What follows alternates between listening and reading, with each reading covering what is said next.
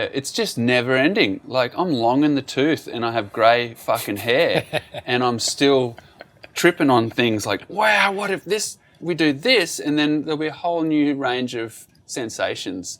In Star Trek, they call it mind meld, where you just click with another brain. And sorry to interrupt, but just do you mind doing a little hydrodynamics for dummies? So the reason why there was a flat and a curve side, it was to create a pressure difference.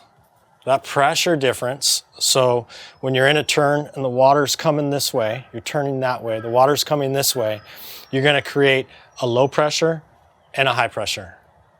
And the high pressure will force that rail down into the water. The rail, of course, is wanting to push out, and it's kind of like if you were to squeeze a watermelon seed between your fingers.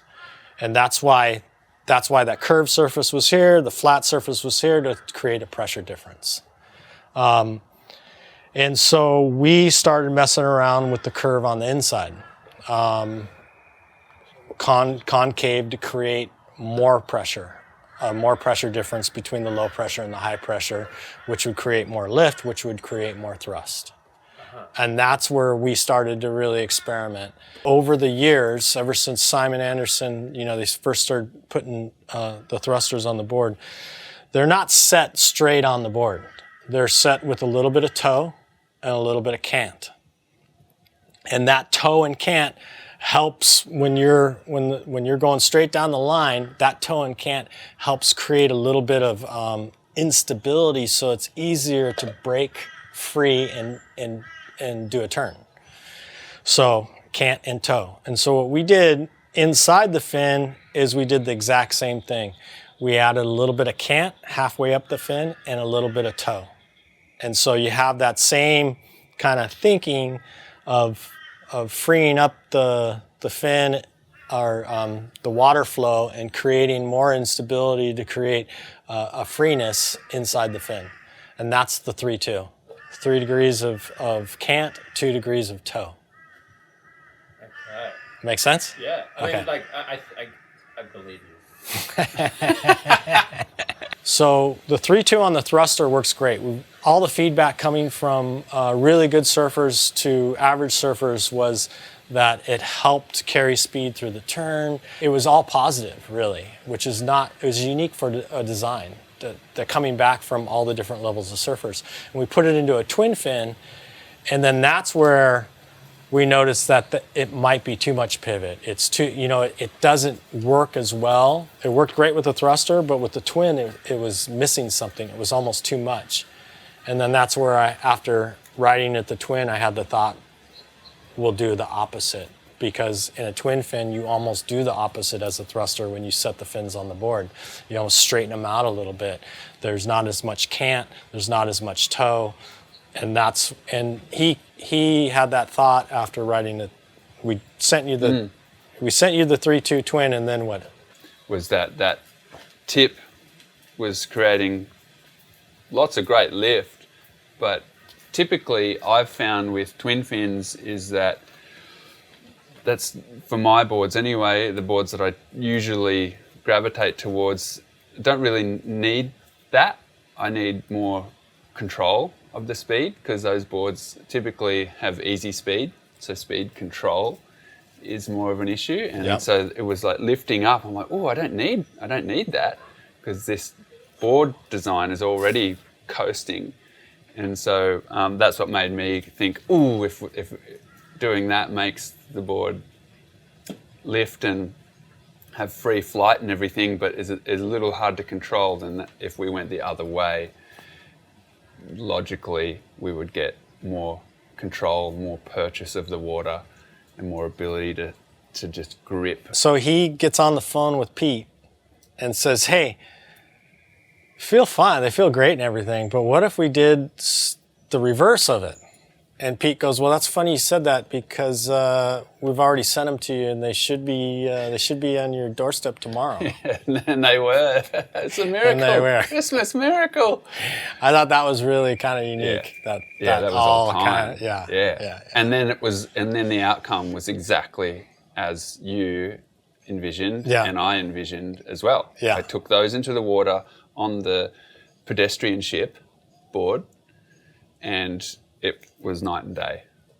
It was like that board was enjoyable before, and then that one surf, hey Liam, that one we were surfing, that what the board I sprayed on the deck, and it was real twitchy, and just like zap, zap, zap, zap, whoop, whoop, whoop. Yeah, it was just like, it was very obvious. The outcome was very obvious. It was like, oh, wow. And then naturally it's like, oh, I wonder how far we can go with this. If that happened with this, can we keep pursuing that direction? Yeah, he's like, okay, what's next? What's next, you know? Going back to the very beginning of the vector foils and the feeling in the very beginning, and I remember it distinctly, the first time I ever put some vector, it was in a thruster, a Dick Van thruster, vector foiled fins in a board. I was at cloud break, and the board was maxing out at like 4 to 5 foot cloud break. And then I switched those fins out, and all of a sudden this thing could handle like proper 6 foot plus high speed waves at cloud break. And that's when I was like, oh, this is exciting, because it's not theoretical anymore. It's actual experiential. It was like, there's no debating this for me. And so I've always been on the trajectory with these fins, and with twin fins in particular, is to make the strongest fin with the least amount of surface area, so the least amount of drag. And to me, nothing has felt like that more than this. That design Is just like, holy moly, this is the same sized fin, but it is holding like there's a whole nother fin down there.